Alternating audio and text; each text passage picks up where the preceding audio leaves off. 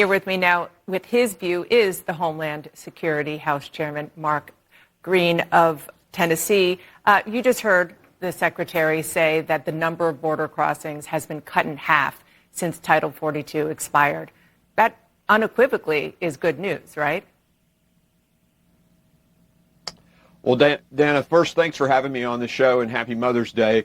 What the Secretary failed to say is that this week has seen more crossings than any week in our history.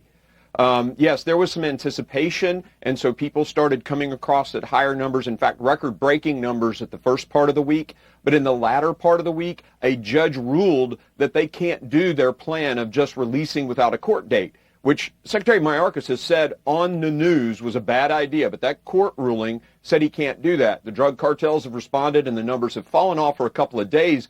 But he admitted just moments ago that they can't predict the peak.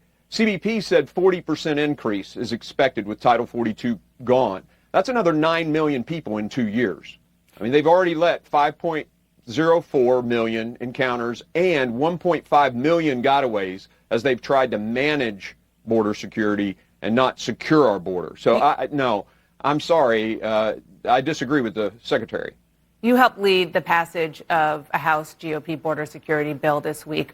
One of the two Republicans who voted no was John Duarte of California, and I want to read what he said. He said, quote, "This crisis demands a solution that will deliver real results, not serve as a messaging tool. We must fix DACA, build a flexible and effective guest worker program, and protect our border. We need to put together real solutions, not point fingers at the other party." And again, that's one of your fellow Republicans. Is there anything you can do in a bipartisan way, sir?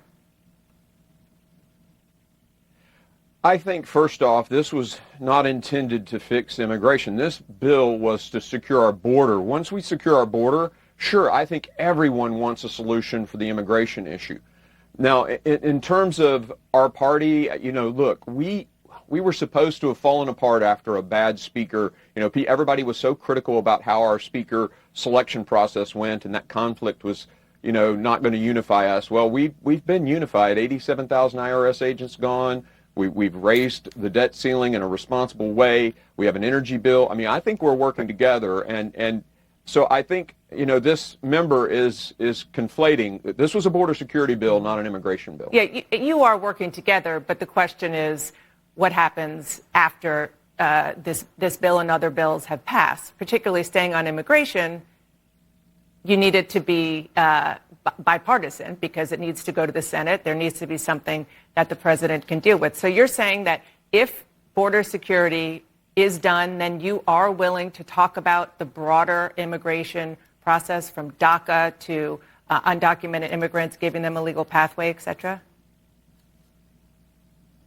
So here's what we'll do. We'll sit down at the table with Democrats and everyone and try to fix our immigration system. We have to do that. There are certainly, places where we need employees. Mm-hmm. Our demographics in our country, if you look at our population demographics, we need a better and improved immigration system.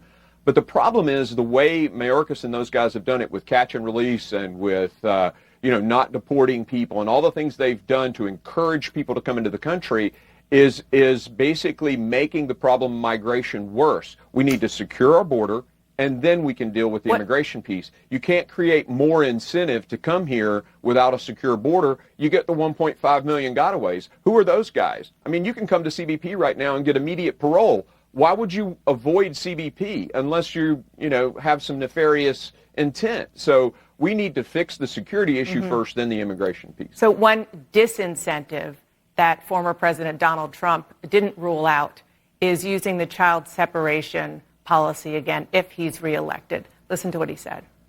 So when you have that policy, people don't come. If the family hears that they're going to be separated, they love their family. They don't come.